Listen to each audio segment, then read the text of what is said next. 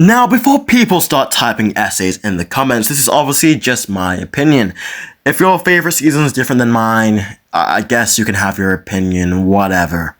Also, I'm only going to be ranking completed seasons. Season 5, you're still airing, so you will not be ranked. It'd probably be 3rd place, though. Probably. Anyways, let's get into 4th place. My least favorite season, which is still a favorite season, because they're all good. But I think season 2 is definitely the least iconic season. It's not the worst by any means, it's just, the least memorable. It feels like the total drama action of Disventure Camp, if you get what I mean. It's sandwiched between the original season 1, and All Stars, and then after that you've got Carnival of Chaos and Fans vs. Favorites. Every other season has this huge identity. Season 1's identity is being the first season. Season 3's identity is being that it's the All-Star season. Season 4, the reboot kind of Carnival of Chaos. Its name is Carnival of Chaos. Season 5, Fans vs. Favorites. And then you've just got Disventure Camp 2. It almost feels like a remake of Season 1 instead of, its own thing. Now, don't get me wrong, I still hugely enjoy this season. James and Aiden are enjoyable, I like Jaden, but Aiden always felt like he's kind of replacing Jake in terms of, the role. Not because they're like similar characters, they're not. At surface value, I used to think Jake and Aiden were the exact same character. I'd be like, oh, I can't wait for Jake and Aiden to interact, in the same way Peep wanted Justin and Alejandro to. But aside from them being in the most iconic relationship in their respective seasons, they're kind of not similar at all. They're just kind of emotional. So yeah. James is another character I enjoy, but honestly, outside of season 2, he kind of barely exists. In All Stars, he got eliminated first, and he only stuck around to be Yule's little fucking motivator or something, and Jake's demotivator, so Jake could redeem himself at the end. That is James. That is what they reduced it. We don't see him again. We don't see James again. Okay? He stops being his own character and starts existing every single, character to exist. Anyways, onto the hosts.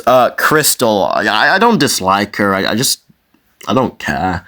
I do care, okay? I didn't say that. I do actually enjoy Crystal a fair bit. But if you had to make me choose between Crystal or Trevor and Derek, I'm choosing Trevor and Derek every single time. Speaking of Trevor and Derek, I think making them a couple kind of ruined them. Okay, listen, I wanted Trevor to get with Emily, and I wanted Derek and Crystal together so badly, and ever since Derek and Trevor have been together, Derek has no screen time. He doesn't exist anymore. He's just cutesy wootsy, and he's not my Derek. Okay? Okay, maybe that's less Trevor and Derek becoming a couple's fault. More like the fandom kind of hates on Derek, so he got less screen time. But it all happened in season 3. Season 3 is to blame. I blame season 3. I don't know why I'm still on about... I don't know why I'm on about season 3. Why am I on about season 3? Okay, let's get back to season 2. Hot take. I actually prefer the season 2 beta. Yeah, crucify me later. Especially Hunter. Yeah, I know the beta version, the creator of Hunter, the main writer for him was problematic as shit. He wanted Hunter to be this cool, edgy, Shadow the Hedgehog kind of guy. Got all the women, slept with all of them, but did not care. I know. But he was entertaining. I liked Hunter, okay? The remake Hunter just doesn't, convince me, okay? Because Hunter in Season 3's motel episode, he's cool as shit, okay? He's cool as hell. He chucks Nina at Aiden. Hey, Aiden, catch. I still remember that. And I'm not even a Hunter fan. I'm not the biggest Hunter guy. Hunter's just a dude who exists, okay? I like him the most when he interacts with Rosa, and that's for one episode, so take that how you will. But you're telling me this massive shredded guy is constantly bullied. It doesn't make sense. I don't buy it for a second. Maybe if they leaned more into the social awkwardness, it would have landed better. I mean, I guess they did with the cue cards, but it's okay.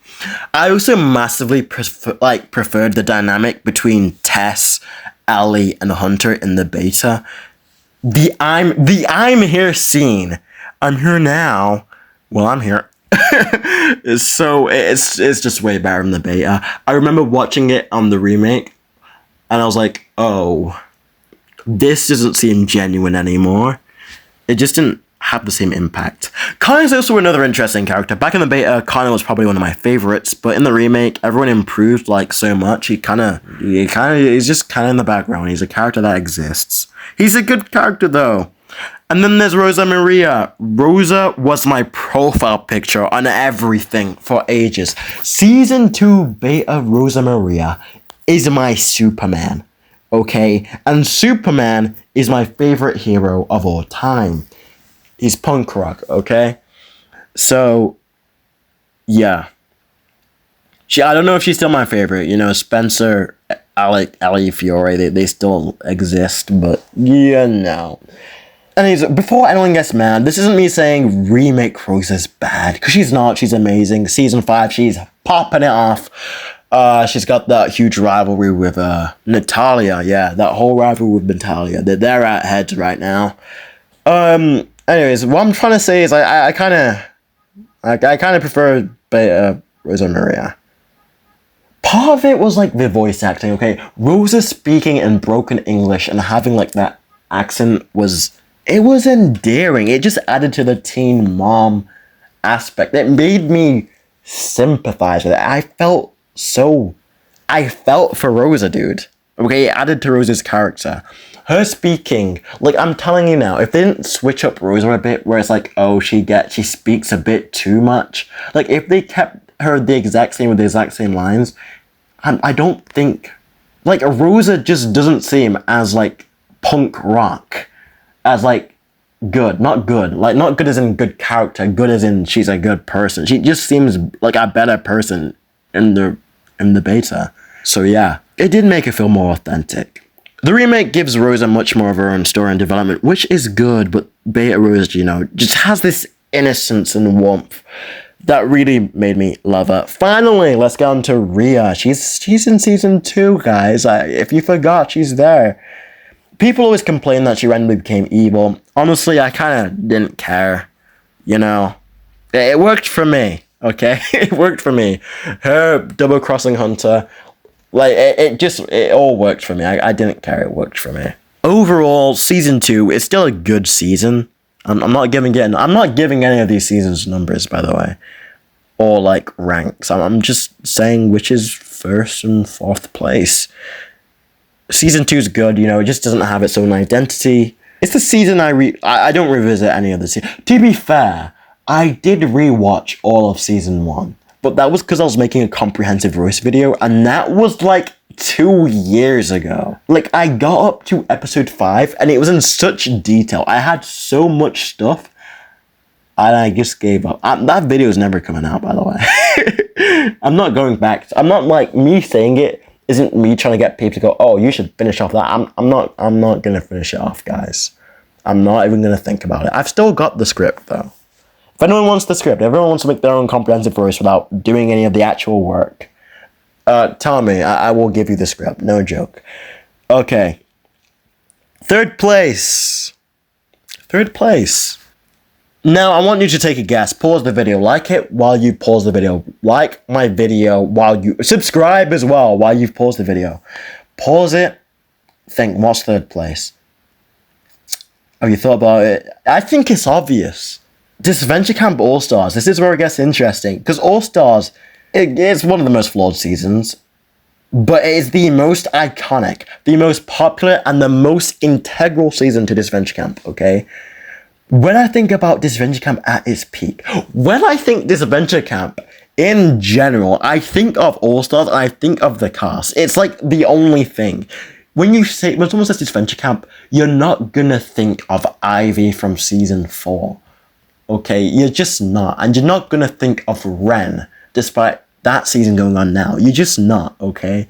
You're gonna think of Rhea, you're gonna think of fucking weekly episodes, okay? You're gonna think back, okay?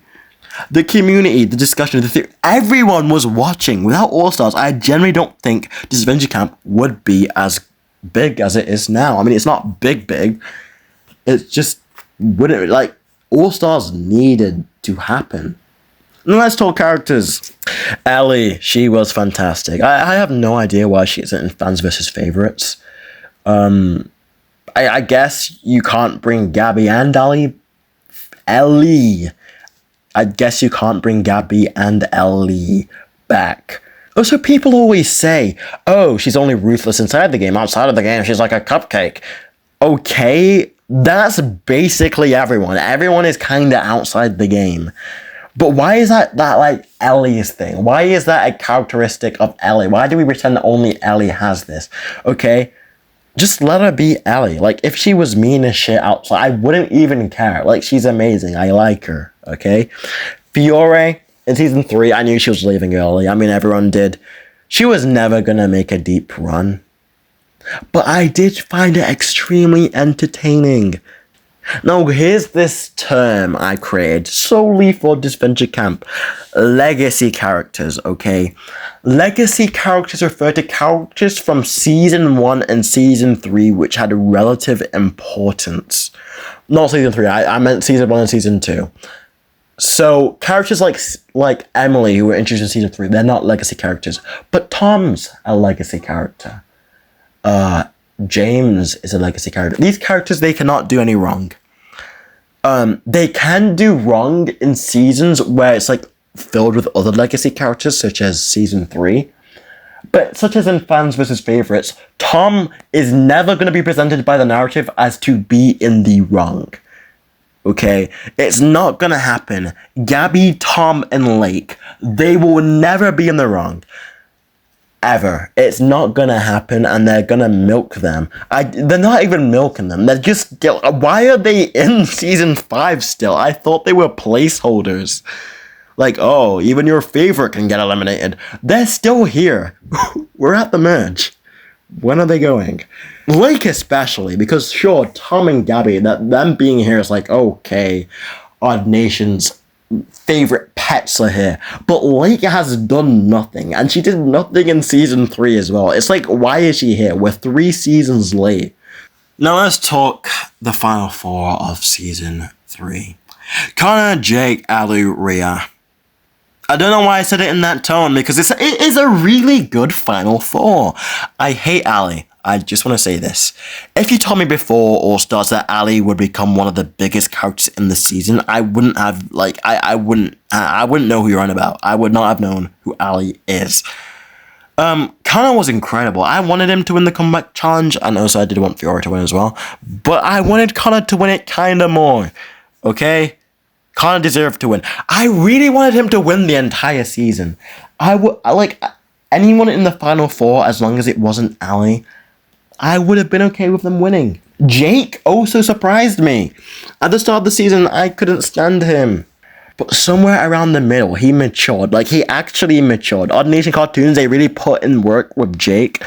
Because I genuinely loved him by the end, okay? He was great. And it's probably why in Disventure Camp, like, why do I always talk about Disventure Camp if it was good?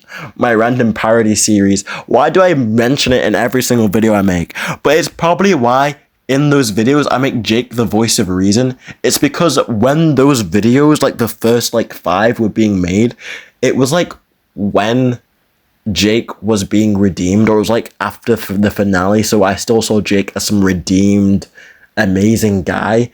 It's why he's not like a whiny, insecure prick in the videos. It's because I like really enjoyed Jake towards the end. Like, you wouldn't have expected it, okay? I mean, you actually would have. I'm realizing if you watched the channel, you would have presumed I was this huge Jake fan. I was a big Jake hater. Like, I hated Jake for a long time. But yeah, whatever. I also just wanted to say, Spen Rosa, I really enjoy that ship. And I'm not even a shipper. I just really, they're the cutest thing ever. I know it's not going to be canon. They're kind of gunning for each other. But they are so, oh my god. Gabby was also incredible this season. I don't know if I mentioned, like, it's a turnaround from Season 1. I was going to say, I don't know if I mentioned Season 1. Yeah, I've only mentioned Season 2. But I hated Gabby in Season 1. In Season 3, I loved her. I loved Gabby in Season 3. She was amazing. Alec was still fantastic. Better in Season 1, but fantastic here. And then, you know, there's Rhea. Rhea, she's great. Why do I lose energy speaking? Season 1 Fiore is still the better villain, but when I think Disventure Camp villain, like the villain of Disventure Camp, we have to admit, we think Rhea. Rhea was the show at a point. Like, she was the show. Fiore was never the show, because season 1 was great in all aspects. Everyone was iconic in their own right. But Rhea was different, okay? She was different. That said, I do think Rhea stayed too... Like, I really wanted to make it finale anyways.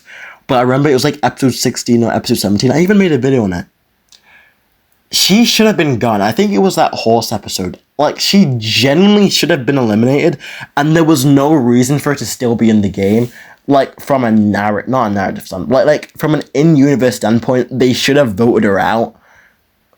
Like, you wanted to keep her in? Sure, like, give her an idol, like, episode prior or something. I don't know. But, like, she should have been, like, someone clowned and would have, like, it made no sense how she was still in the game. But yeah, she was great. No one else was going to give us unapologetic villain. So yeah, she's memorable. She's great. All Stars is messy. Characters are exaggerated. Some eliminations are questionable. Grats. But it's a good season. Okay? Let's get to second place. Place your bets. Pause the video. Subscribe. Place your bets and place them. Okay, have you placed your bets? That is right. Second place, Carnival of Chaos. This season is close to being, it might be number 1. Like, 2 and 1, they're interchangeable, okay? I still do not know which is the better season. It really is that good. There's a really long gap here. But season 4 doesn't have moments like... It doesn't have Tom's blind side. It doesn't have the zombie episode. Or season 1, Alec and Fiore. It doesn't have that. Season 4 just doesn't have that. But it does have the funniest episode of the show. That motel episode is it even it's not the motel in season 4, is it? Yeah, they're not at the motel. Why did I say that? The loser episode in season 4 is like, I think it's the funniest episode of Disventure Camp. It is so good. Okay. Shout out to Isabel. Is that her name? Isadore? No, she's not Adore. Isa. Hello, my little Isadore. Okay, who the nun. Her name is Isabel. Why do I not know this? Anyways, shout out to her. She was the funniest character in that fucking episode. But season 4 is so consistent. And yeah, Spencer Lawrence carries season 4. I'm not saying he carries the entire season. He's in 9th place. But he kind of carries the entire season. Every episode he's doing some random bullshit. He's like constantly manipulating people, adapting, moving to the game. He's losing, he's winning. It doesn't matter. Okay?